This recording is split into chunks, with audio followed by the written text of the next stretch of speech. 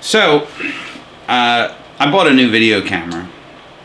So I want to do a couple quick videos to show, just talk about stuff. I'm not making anything today.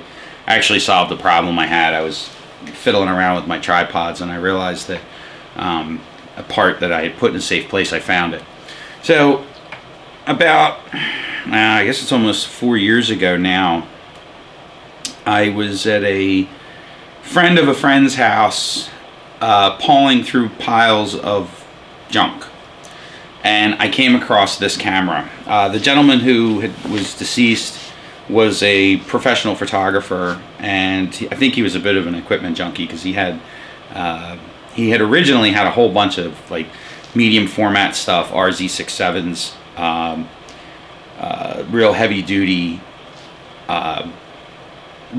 studio stuff, some view cameras, a bunch of stuff like that. I had a bunch of 35mm stuff, but it was kind of all outdated. He did have a D2, which I didn't really have any interest in. But what I did find was this in a drawer. If anybody knows what this is, you get a prize, because it was probably built before most people that go on YouTube even were born. This is a circa 1980-81 NIKONOS, NIKONOS underwater camera, or as we would say today, the GoPro of 35mm cameras for 1980. This thing is cool. I always lusted after one when I was a kid. Guy that I worked with, his name was Skip. He had a Calypso. He had collected a bunch of. I just cocked the camera. He had a bunch of underwater cameras. He was real into diving. He had a Calypso. He had a NIKONOS 3, which arguably is actually a little bit better camera than this, depending on who you talk to. This is a NIKONOS 4A. This camera just came in black. This one, I actually broke this one because I'm an ass. This has a battery in it. It is adjustable shutter speeds from, I think it's like 2 seconds all the way up to like 500th of a second. Without a battery, this camera is also mechanical. Without a battery, it shoots at 90th of a second. So you can use the Sunny 16 rule. There's a little LED light in there. I don't know if it'll show up on the camera. There it is. So that blinking tells me that I'm underexposed or overexposed, most likely underexposed. This is point and shoot at the simplest, or actually the most complex of levels. This camera has no, when you look through the viewfinder of this camera, there's nothing in it. There's some framing lines, which I highly doubt are going to show up in the video. Let me put my thumb over it. I don't know if you can see them. It's old school. If you had it's not a rangefinder. It doesn't have a parallax or the rangefinder dooflicky where the two squares come together to show you that you're in focus. You have to guess at the focus on this, which really isn't too hard because it focuses from about 2 feet to, I always forget which side of the scale. Yeah, it focuses from about a foot, or I'm sorry, from about 3 feet, which is the length of my arm. So anything within the length of my arm will be in focus, to infinity, or 30 feet, which is about the way it goes. Fire safe cigarettes.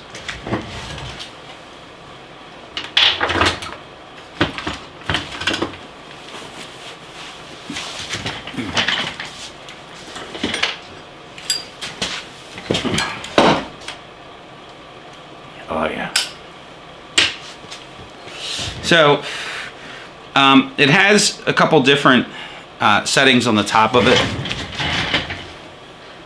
It's rewind, bulb, manual, and auto.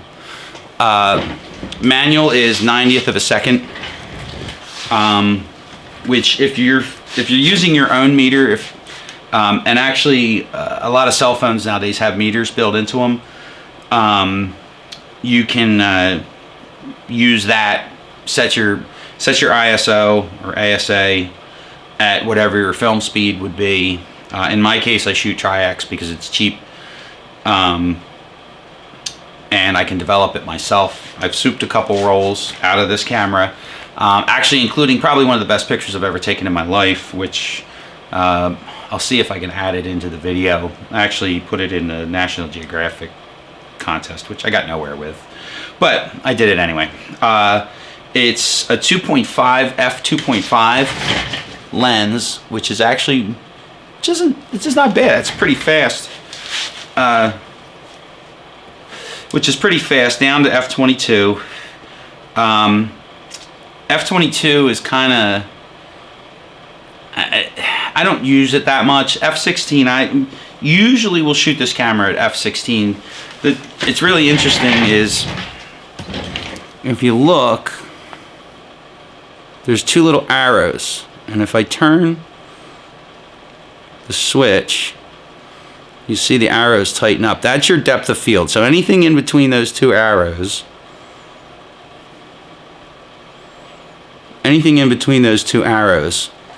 will be in focus, or at least pretty close to it. So that helps a lot. I've taken probably 15 rolls of film with this camera so far since I bought it. A couple test rolls. I shot some old nasty slides that I had laying around.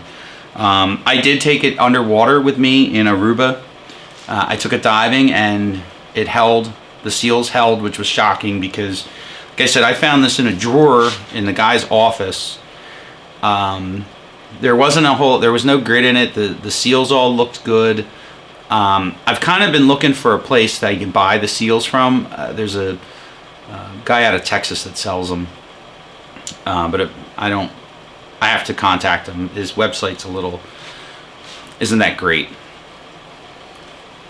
The lens itself just pops off. Let's see if I can get it off. Ooh, with the seal. And then there's the innards of the camera. There's the shutter and all. I think there's film in it.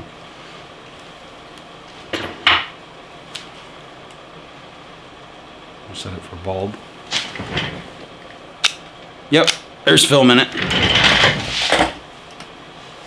It's supposed to be waterproof to 250 feet,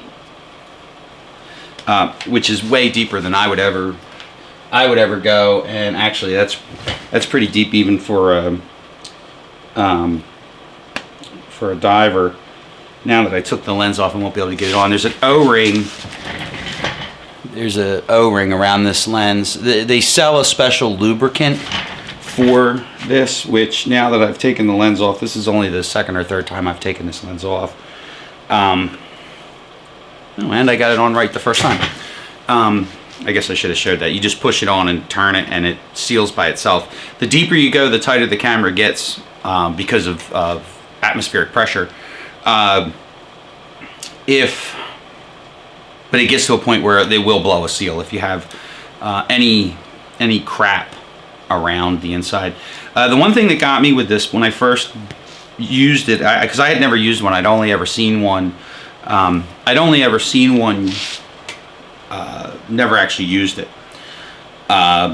Is that the rewind knob it's on like some kind of weird clutch. So you don't know when you use a regular 35mm camera, like an f3 or an FM or f2, any of the older 35mm that actually have a rewind knob. When you advance the film, the knob moves. This camera doesn't do that because it somehow or another separates it. I'm assuming it's for sealing purposes. This also has like a pretty hefty latch on it to seal it. And this thing was weighty. I lugged this from Philadelphia to Zurich and all around Switzerland. And then I took it to Aruba and carried it with me all through Aruba. And actually, to be completely honest with you, anywhere I go, I take this camera and a couple rolls of Tri-X. If your batteries die in your other camera and you absolutely positively have to get a shot, this is the one I'll use. It's almost completely silent when the shutter trips. I've taken this into my men's club where cameras are totally verboten, and just set it on the bar. I was bullshitting with a buddy of mine there about cameras, and I would just sit it on the bar and just click it. I don't know, my good microphone here. You know what, I'm gonna take an actual picture. That's another thing you don't think about anymore, is that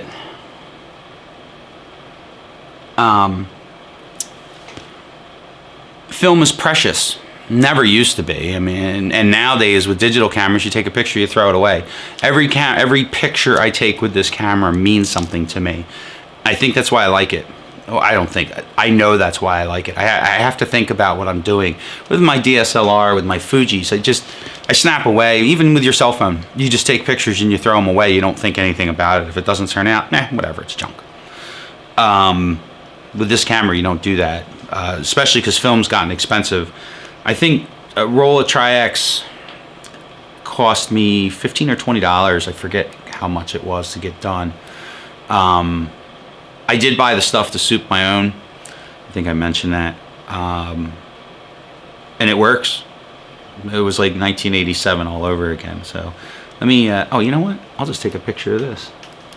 So the way this camera works, and I think I mentioned it, is your f-stop is set here. And it'll move that way. So I want to shoot at probably f8 because I know that'll work in here. It's on automatic. And I know that this camera rig is about 5 feet away from me. So set that. When you're using this camera for what I call street shooting or just general photography, you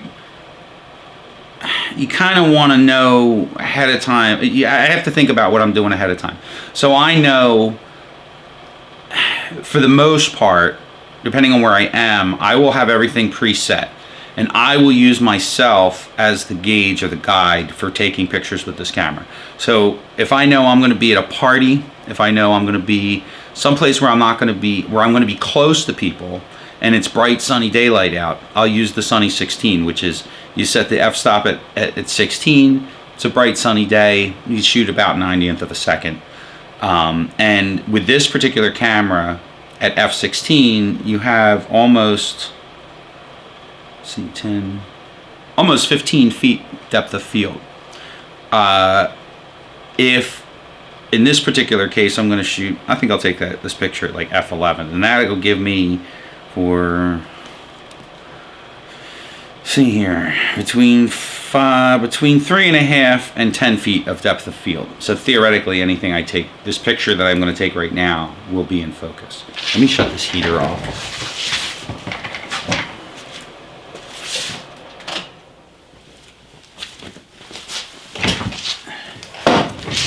It's pretty quiet in here now.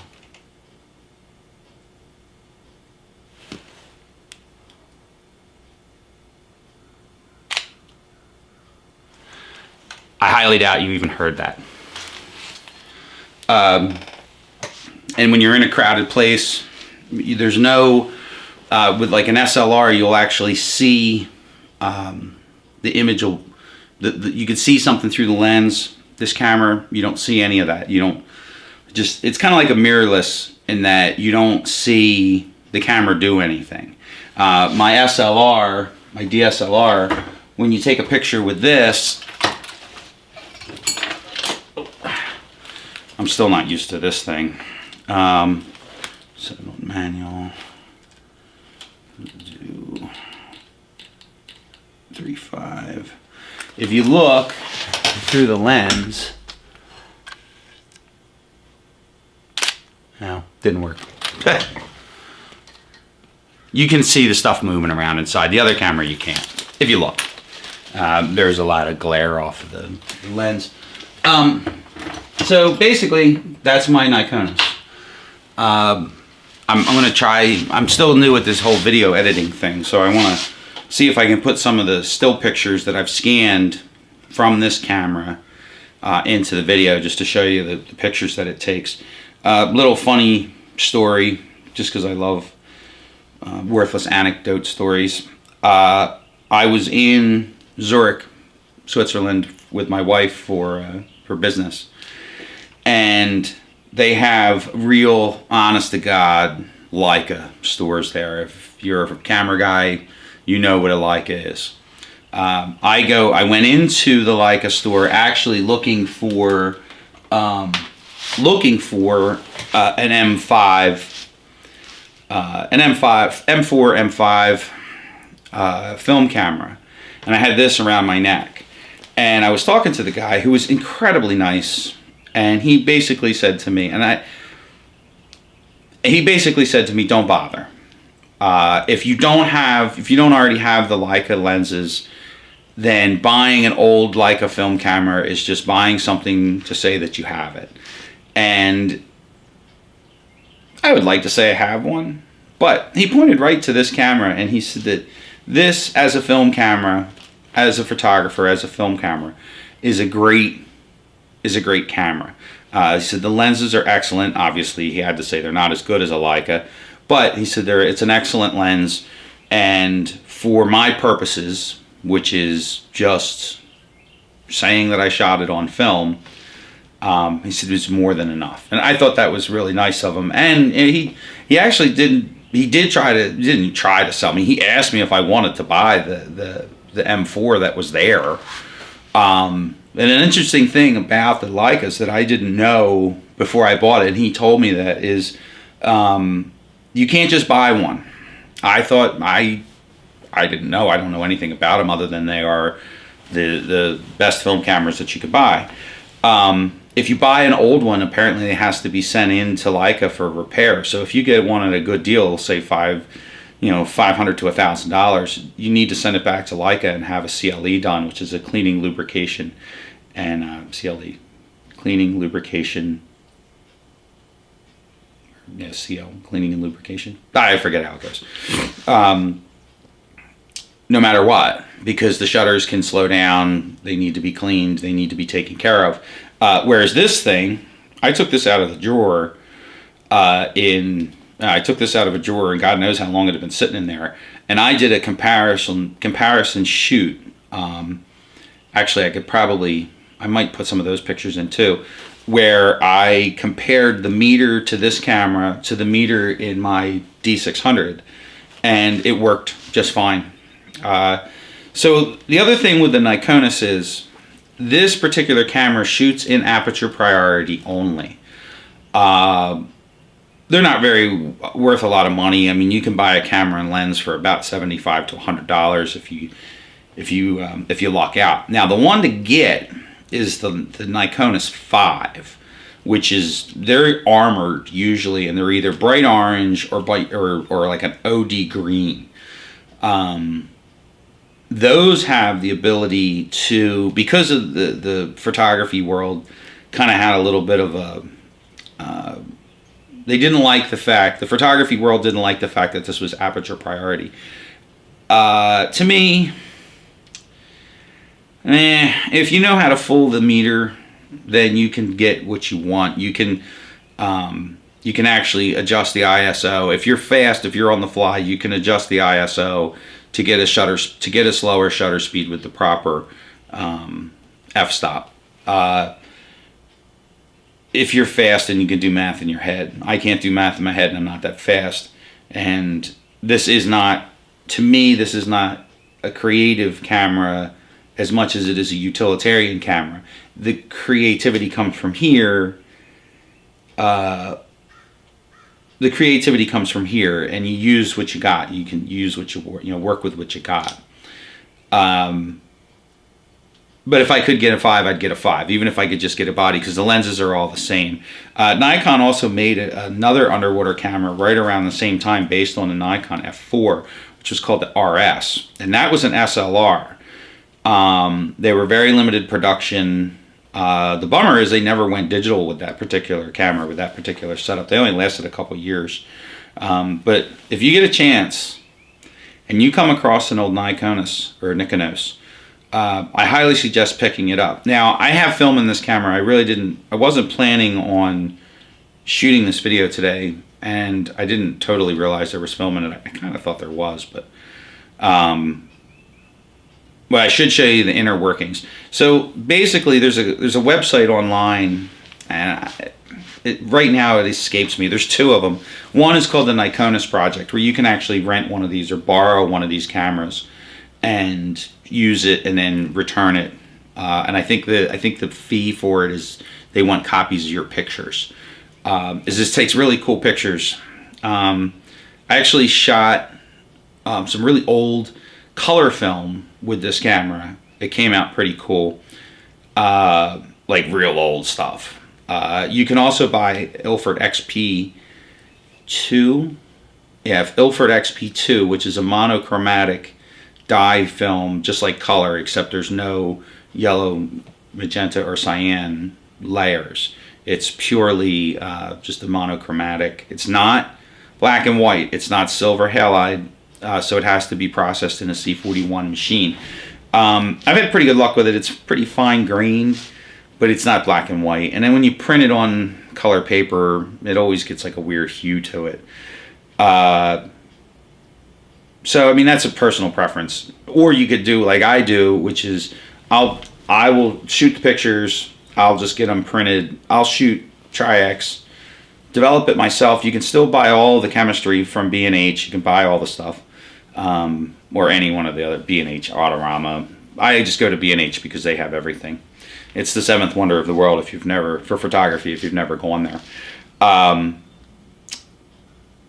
It's just traditional. I mean, it's an old. This camera was made for Tri-X, so that's what I use in it.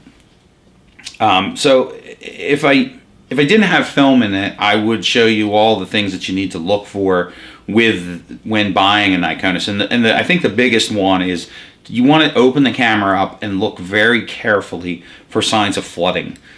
These cameras can be flooded.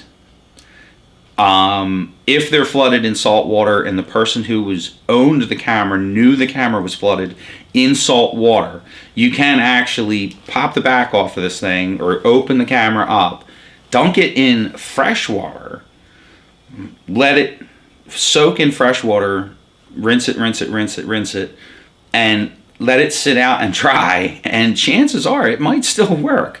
Another thing is, and actually this camera is suffering from a tiny bit of it, is this is like powder coated aluminum. So they can and do suffer from corrosion. There's a little tiny bit of corrosion right here. There's a little tiny bit of corrosion there. There's a little tiny bit of corrosion around these roll pins. But otherwise, there isn't any. There's a battery that goes in here. It's an S76 battery. That's another place you want to check, because the holder inside of here that breaks. This one's broken. I MacGyvered it with a piece of tin foil, so it works good now. But I broke it. I broke it. I put the wrong battery in there to try to get it working. I over tightened it and I snapped it. There's a little O-ring seal in here. This is for a flash. A company called Icolite makes a flash, and there's a NIKONOS flash system for it. It takes this crazy big, plug that goes in the bottom of here, like a sync cord plug, and it has a big frame to prevent backscatter. Yeah, this is one of the, like I said, this is one of the coolest cameras I've ever bought. And if you, like I said, if you can get a hold of one, I highly suggest it, because it's a pretty cool piece, and it's a nice conversation piece, if nothing else. Well, I hope that if you have any questions about it, I don't know if I can answer them, but you can ask me. It has a cold shoe on the top, not a hot shoe. So if you if you could find the plug or that would go in the bottom, you could put a flash on it, but that changes a bunch of stuff. I think the flash sync is 90th of a second, not 60th of a second. Let's see what else. I think that's about it. Like I said, if you have any questions, I could try to answer them. I'm not an expert by any stretch of the imagination on the NIKONOS or the NIKONOS, depending on what side of the pond you're on. And it's a film camera, so you have to keep that in mind too. It's a film camera, but it's not for somebody who wants to take a photography class. If you want to take a photography class, go buy an FM2 or go buy a Pentax K1000 or whatever the brand is now, where they require you to use a film. Or you could do the what is it, the Holga. If you want to be a hipster, you can be a Holga. This is my hipster camera. So thanks a lot for watching, and I hope it turned out pretty good on my new video camera.